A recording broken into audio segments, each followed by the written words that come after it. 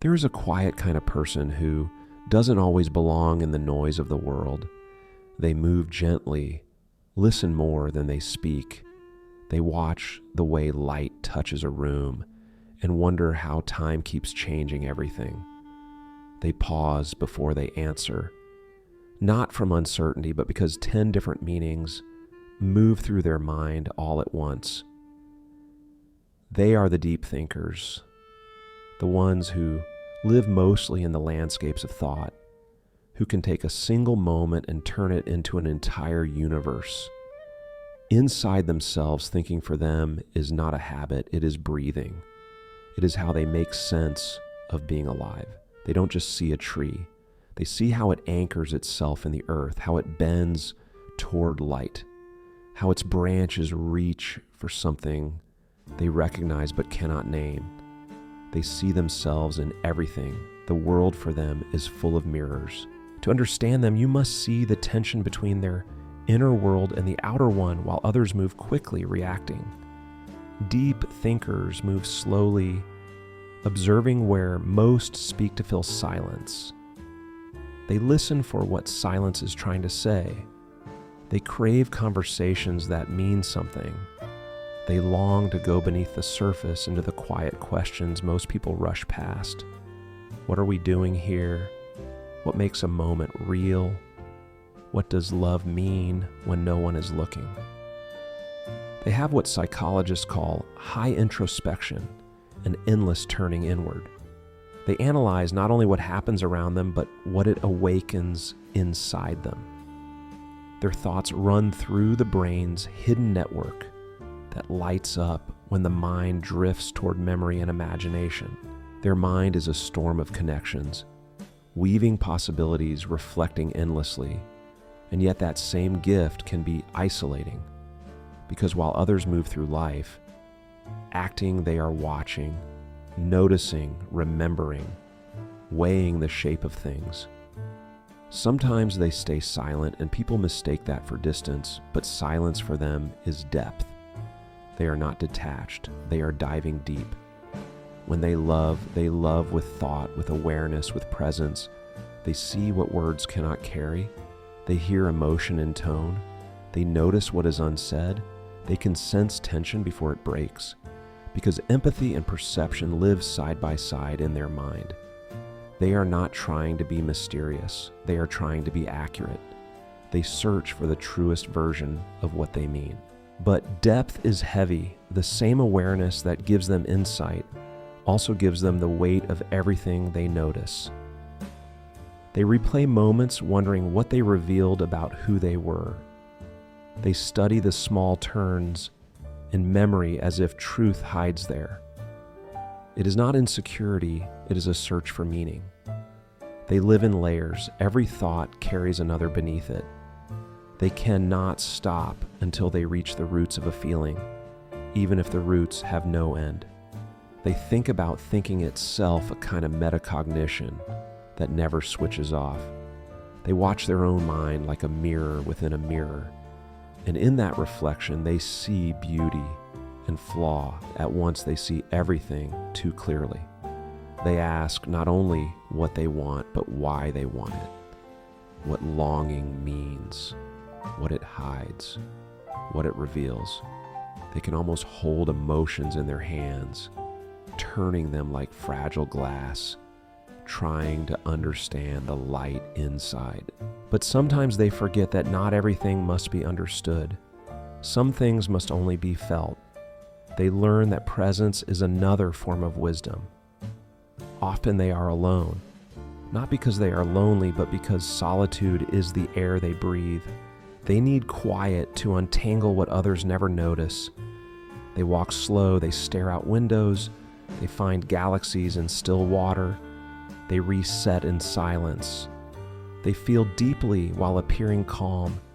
Their emotions move beneath the surface like tides. They think in timelines, replaying the past, imagining the future, analyzing the present all at once. It is exhausting, but it is also a kind of beauty. They see possibilities. Where others see endings, they find meaning, even in pain. And in that, they find resilience, for even suffering becomes information. It teaches, it refines. Yet they must learn when to stop thinking, when to release the need for answers, when to understand that peace lives not in knowledge, but in being. They begin to see that the sky never explains itself, and yet it is enough. Maybe wisdom is not in knowing more, but in needing less. Maybe depth is not about drowning in thought, but about seeing clearly enough to float. You can often recognize a deep thinker not by their words, but by the space between them.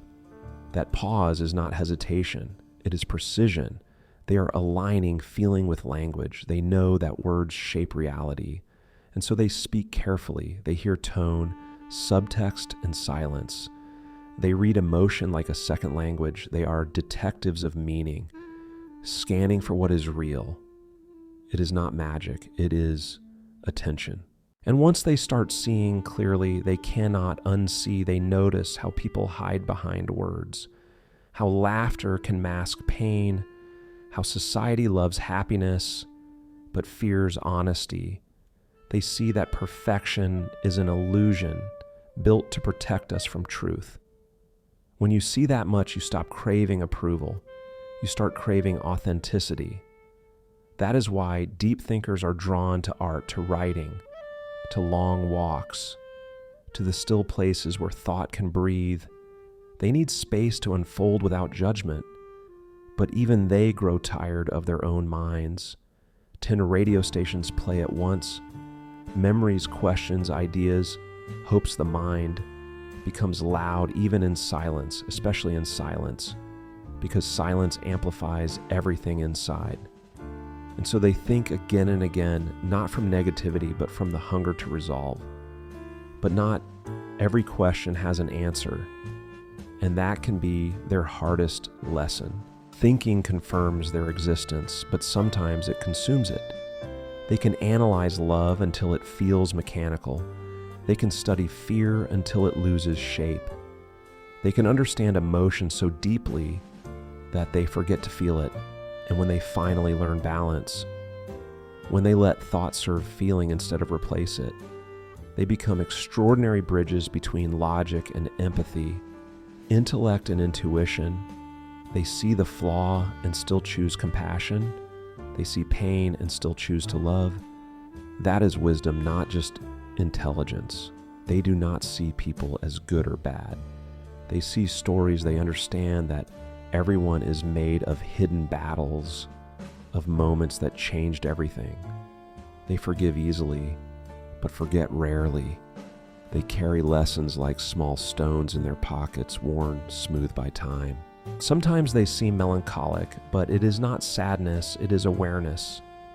They understand that beauty and loss live side by side, that joy and grief are not opposites, but partners. The ability to feel both at once is not confusion, it is capacity. They know that every emotion has a purpose. Fear shows what matters. Sadness reveals what was real. Joy reminds them of what to protect. They are not always serious. Sometimes they are the funniest people you will meet, because when you see how fragile life is, laughter becomes grace. They laugh not from ignorance, but from wisdom, from knowing that humor is a soft rebellion against chaos. They are often misunderstood, their calm mistaken for coldness, their silence for disinterest, when really they are processing 10 layers of meaning before they speak. They are trying to understand not just what was said, but what was meant. When connection doesn't come, they retreat, not in pride, but in protection. They feel too much to stay exposed. They sense energy. They absorb tension. They feel what is not theirs. And so they return to solitude, not to escape, but to restore. In solitude, they breathe again. They reflect. They journal. They walk. They listen to the soft voice beneath, thought that says, "You are here. You are enough." But they also learn that thought without grounding can spiral. So they anchor themselves in small rituals, in mindfulness, in creativity, in service. They turn reflection into art, into kindness, into understanding. because thinking is not meant to replace living, but to deepen it. They question systems, traditions, habits, not to rebel, but to care enough to ask, is this still true? Is this still kind? Is there a better way? Their curiosity is compassion in disguise. Yet when you see many sides, it is hard to take one. You feel everything you understand too much. You see how no one is purely right or wrong, how hurt people, and that knowledge makes judgment impossible. That is the weight of empathy. In a world that prizes speed, deep thinkers pause not from hesitation, but from care. They know words carry weight, that truth takes time, that silence can say more than speech. If you love a deep thinker, know that they value understanding more than agreement.